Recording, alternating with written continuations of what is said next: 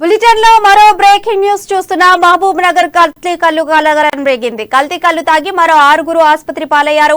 బాధితులను ఆసుపత్రికి తరలించి చికిత్స అందిస్తున్నారు. బాధితుల్లో 4 మహిళలు, 2 పురుషులున్నారు. తిమ్మసానిపల్లి, భోయపల్లి, ఏనుగొండ, ధర్మారావుకు చెందిన వీళ్లు మత్తు కోసం క్లోరర్ హైడ్రేట్ మోతాదు పెంచిన కల్లు త్రాగడం వల్లనే అస్వస్థతకు గురైనట్లు తెలిసింది.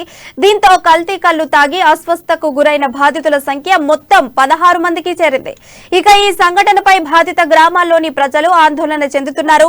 కల్తీ కల్లు కాటుకు గతంలోనూ ఉమ్మడి జిల్లాలోని జోగులాంబ, గద్వాల, జడ్చర్ల, నాగర్ కర్నూలు జిల్లాలో పదుల సంఖ్యలో మృత్యువాత పడ్డా సంబంధిత ఎక్సైజ్ శాఖ నిమ్మకు నీరెత్తినట్లు వ్యవహరిస్తుండటంతో ప్రజలు మండిపడుతున్నారు.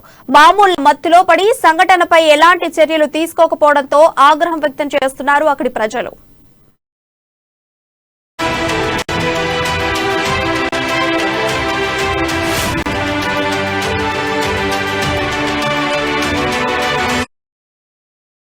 బ్రేకింగ్ న్యూస్ చూస్తున్నా. మహబూబ్ నగర్ లో కల్తీ కల్లు కలకలం రేగింది.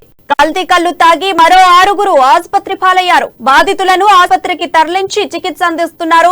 బాధితుల్లో 4 మహిళలు, 2 పురుషులున్నారు.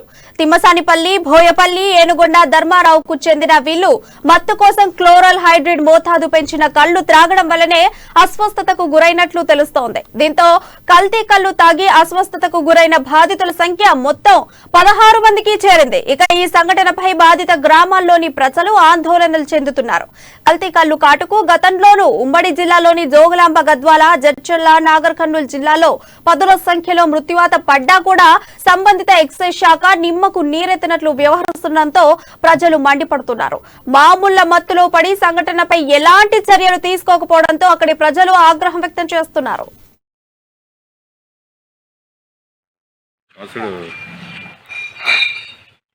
సాదస్త మొగుడు ఈనాడు గిలితే ఏడుస్తాడు అన్నట్టు.